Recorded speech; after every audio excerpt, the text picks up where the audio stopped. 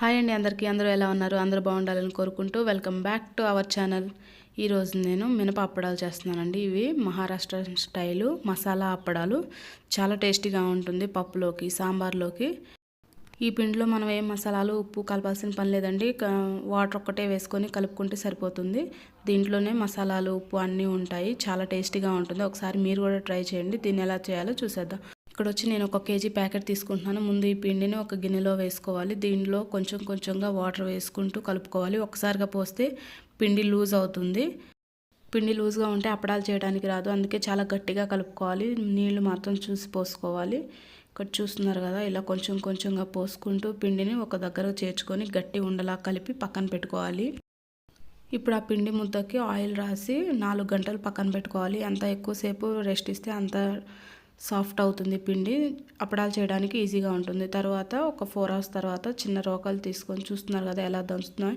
ఇలా ఎంత సాఫ్ట్గా చేసుకుంటే పిండి అంత ఈజీగా మనం అప్పడాలు చేసుకోగలుగుతాము. ఇక్కడ నేను తీసుకున్న కేజీ పిండికి నాకు 4 ఉండలు అయినాయి. ఇట్లా ఉండలుగా చేసుకొని పైన నూనె రాసి క్లాత్ కానీ లేదంటే పేపర్ కానీ కప్పి పెట్టుకోవాలి. లేదంటే గాలికి గట్టిగా అయిపోతుంది పిండి. మీరు ఎప్పుడు ప్లెయిన్ అప్పడాలు తిని బోర్గా ఉందా? అయితే ఒక్కసారి ట్రై చేయండి, చాలా బాగుంటాయి. ఈ పిండి వచ్చేసి మనకు ఆంధ్రాలో ఎక్కడ దొరకదు. నేనైతే తెనాలి మార్కెట్లో ఒకసారి అడిగాను. అడిగితే మన సైడ్ దొరకదు అనేసి అన్నారు. ఈ పిండిని నేనైతే మహారాష్ట్ర నుంచి తెప్పించాను. మీకు ఎవరికైనా కావాలంటే ఈ పిండి వచ్చేసి మనకు ఆన్లైన్లో కూడా దొరుకుతుంది. ఫ్లిప్కార్ట్, అమెజాన్లో దొరుకుతుంది. ఒకసారి ట్రై చేయండి.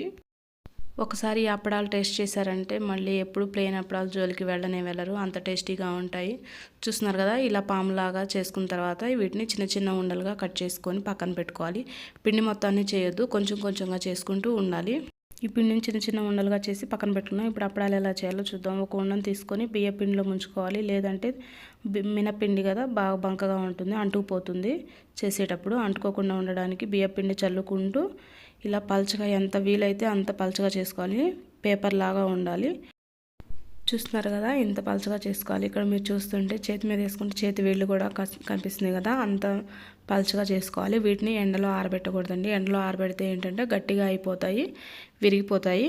వీటిని వచ్చి నీడలోనే 2 వైపులా తిప్పుకుంటూ 1 గంట సేపు ఫ్యాన్ కింద పెట్టుకున్నా సరిపోతుంది. తర్వాత వీటిని ఒకదాని మీద ఒకటి పెట్టుకొని ఇక్కడ వీడియోలో చూపించిన విధంగా పైన ఒక ప్లేట్ పెట్టుకుంటే వచ్చేసి అణిగిపోయి ఉంటాయి. లేకపోతే మనకి స్టోర్ చేసుకోవడానికి పెద్ద డబ్బా కావాల్సి వస్తుంది బాగా ఎండిపోతే. ఇప్పుడు వీటిని గాలి తగలకుండా ఒక డబ్బాలో స్టోర్ చేసి పెట్టుకోవాలి. ఎప్పుడన్నా కావాల్సినప్పుడు తీసుకొని ఫ్రై చేసుకోవాలి. చూస్తున్నారు కదా ఎంత చక్కగా ఫ్రై అవుతున్నాయో. వీటిని మధ్య మధ్యలో అప్పుడప్పుడు కొంచెం ఎండకు పెడుతూ ఉండాలి. ఎక్కువసేపు పెట్టకూడదు. ఎక్కువసేపు పెడితే మళ్ళీ విరిగిపోతాయి. అంతే, ఎంతో టేస్టీ అయిన హెల్దీ అయిన హోమ్ మేడ్ పాపడ్స్ రెడీ. ఈ వీడియో కనుక మీకు నచ్చినట్లయితే please like, share and subscribe to my channel. Thank you for watching.